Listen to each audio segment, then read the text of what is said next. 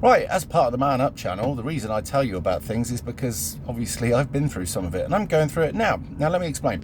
I'm bipolar, so sometimes I get me up moods and other times I get me down moods. Now I've got another YouTube channel. Some of you who subscribe to it will know it. It's the Lord Reverend Simon Sideways, or it's the Reverend Lord Simon Sideways. I can't remember which way around it is. And it's fairly active.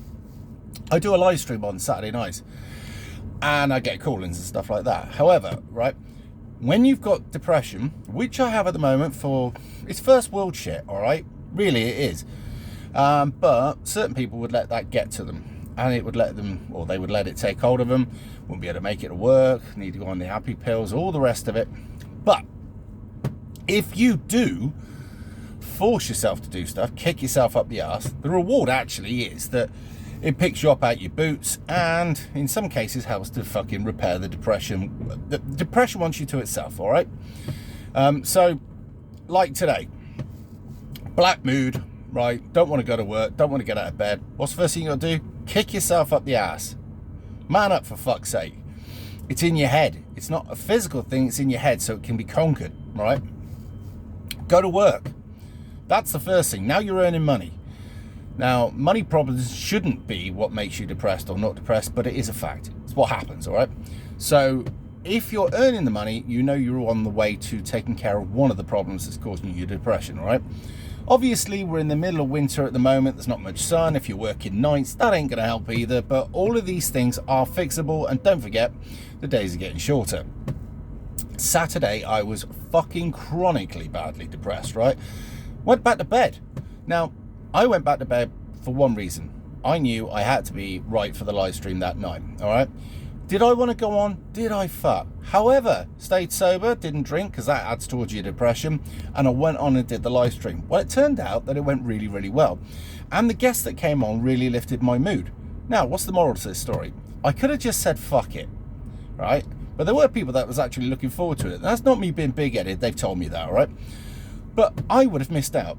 And my mood would have gone worse. Then I'd have felt guilty about not doing it and all the rest of it, and that adds to your black mood. So I pushed myself. I didn't want to do it, but I did. But I didn't, all right? That's the problem with depression. It fucks your head up. But I did what I should have done. And as a consequence, it kept me up. It picked me up. I have fun. And this depression thing will go. It comes and it goes, but you don't let it get the better of you, all right? So if you feel yourself going downhill, do not lock yourself away. It's the worst thing you can do, and it's exactly what the depression wants for you, all right? Men get depression, right? Men aren't, I mean, we get it, men get it. You know, just because you want to be a man's man does not mean you ain't going to get depression. You look at how many people would have come back from, say, for instance, the First or Second World War. Having experienced everything they did, they had depression. My granddad was one of them. He was a heroic leader, right? However, you come back, you get your black moments, but you have to pull yourself up.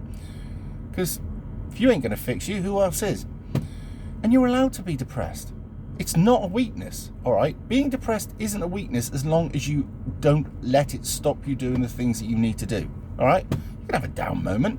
Some of my most reflective moments and the moments that I learnt the most was during depression, because what I would do is I would pull back a little bit and I would do history. I'd learn on history. I'd learn all about what's going on at the moment in the world and stuff like that. I'd have some quiet time, and while learning stuff, I was taking my mind off the depression, all right?